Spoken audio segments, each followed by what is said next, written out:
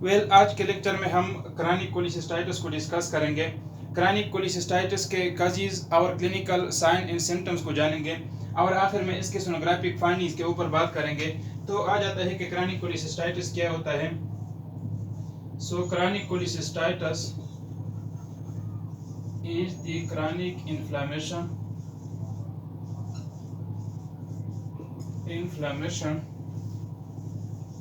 of the gallbladder।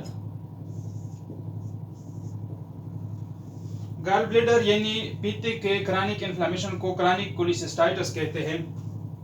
अब ये inflammation vascular living tissue का प्रोटेक्टिव यानी हिफाजती रिस्पांस है against any form of abnormal stimuli. अब अगर यही इन्फ्लेमेशन रैपिड इन ऑनसेट होता है यानी जल्दी से शुरू होता है और कम वक्त के लिए रहता है तो इस किस्म के इन्फ्लेमेशन को एक्यूट इन्फ्लेमेशन कहते हैं। और अगर यही इन्फ्लेमेशन स्लो इन ऑनसेट होता है यानी लेट से शुरू होता है और ज़्यादा वक्त के लिए रहता है तो अब इस किस्म के इन्फ्लेमेशन को क्रॉनिक इन्फ्लेमेशन कहते हैं। अब इस क्रॉनिक कोलिसिस्टाइटिस के कॉजेज क्या होंगे? Causes most common cause of chronic cholecystitis is the GB calculus यानी GB stone। Most common cause chronic cholecystitis का वो गाल स्टोन है। गाल ब्लैडर में जब स्टोन हो तो जब भी गाल ब्लैडर अपना मूवमेंट करता है तो यही स्टोन इसके वॉल्स को रेगुलरली यानी बार बार रिपीटेडली इसको इरिटेट करेगा और इस इरिटेशन के नतीजे में फिर ये इन्फ्लेमेशन पैदा हो जाएगा। Second one acute cholecystitis. Acute cholecystitis acute cholecystitis यानी गॉलब्लैडर का एक्यूट इन्फ्लेमेशन।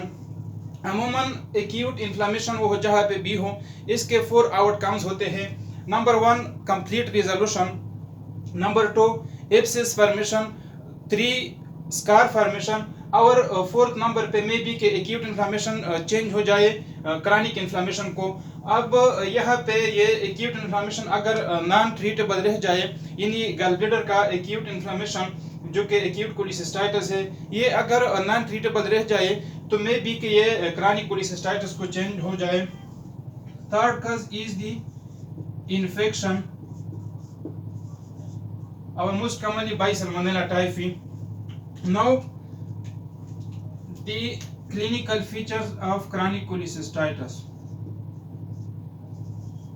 clinical features या clinical sign and symptoms of chronic cholecystitis।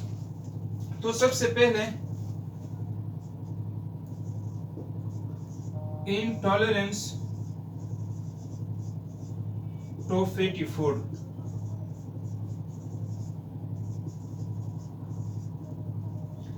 सबसे पहले क्रॉनिक कोलिसिस्टाइटिस के पेशेंट को फैटी फूड की इंटॉलरेंस होगी जो कि रहनुमा होगी इंटेस्टाइनल फ्लैचुलेंस की सूरत में। Intestinal flatulence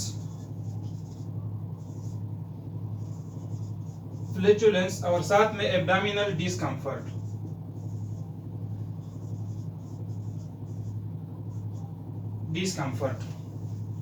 second clinical feature chronic cholecystitis में जीबी नॉन टेंडर होगा, नॉन टेंडरनेस। एक्यूट में यहाँ पे टेंडरनेस होता था लेकिन क्रॉनिक में यही टेंडरनेस नहीं होगा। अब इसी क्रॉनिक कोलिसिस्टाइटिस के सोनोग्राफिक फीचर क्या होंगे यानी अल्ट्रासाउंड में किस तरह दिखाई देगा?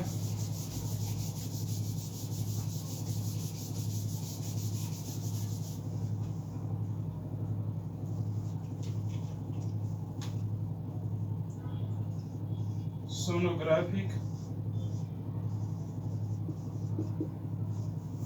findings of chronic cholecystitis।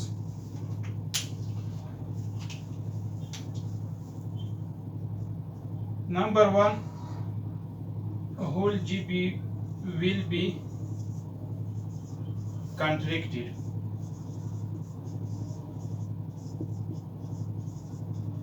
Whole GB will be contracted.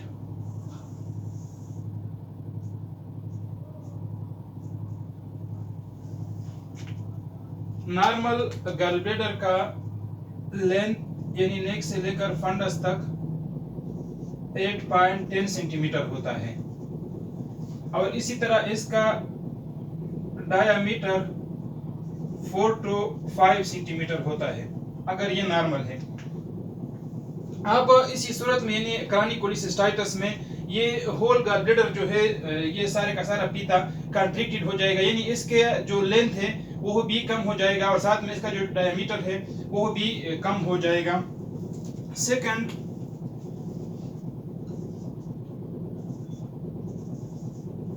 walls of GB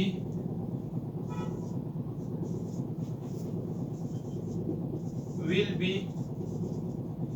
thick with altered echogenicity. With altered echogenicity.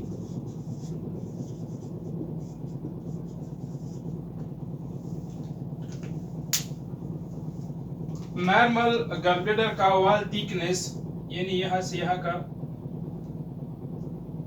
ये 0.3 सेंटीमीटर या 3 mm है, ये 3 मिलीमीटर है।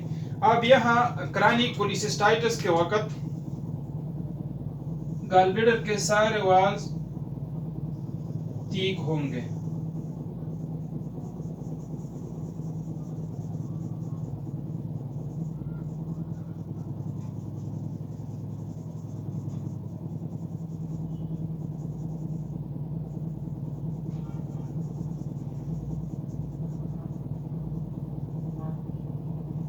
नॉर्मल गॉल ब्लैडर का वॉल थिकनेस 0.3 सेंटीमीटर या 3 mm है, लेकिन यहाँ क्रॉनिक कोलिसिस्टाइटिस के वक्त गॉल ब्लैडर के सारे जो वॉल्स है वो थिक होंगे यानी मोटे होंगे नॉर्मल साइज से और साथ में इसकी एकोजेनिसिटी भी चेंज होगी। उमूमन एक्यूट इन्फ्लेमेशन में यहाँ अगर एक्यूट इन्फ्लेमेशन हो तो गॉल ब्लैडर के वॉल की जो एकोजेनिसिटी है वो लो होगी क्योंकि यहाँ पे फ्लूइड एक्यूमुलेशन होता है, लेकिन क्रॉनिक इन्फ्लेमेशन के वक्त गॉल ब्लैडर के वॉल जो है वो हाइपर एकोजेनिक होंगे क्योंकि गॉल ब्लैडर के वॉल के टिश्यू के जो सेल्स होते हैं वो श्रिंक होंगे और इसलिए वो अल्ट्रासाउंड में हाइपर एकोजेनिक दिखाई देंगे। थर्ड, अगर इसका का स्टोन है तो स्टोन में भी प्रेजेंट।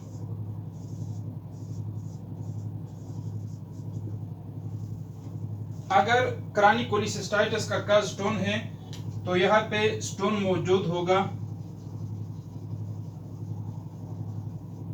जो कि हाइपर एकोजेनिक दिखाई देगा और साथ में एकास्टिक शेडो भी प्रोवाइड करेगा।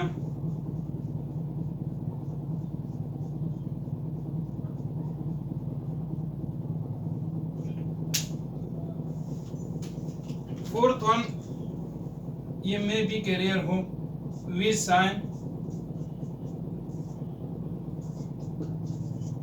signs may seen but rarely। कभी कभार ऐसे भी हो सकता है कि क्रॉनिक कोलिसिस्टाइटिस के वक्त वी साइन यानी वॉल इको शेडोइंग साइन भी अपेयर हो जाए, लेकिन ये बहुत रेयर होता है।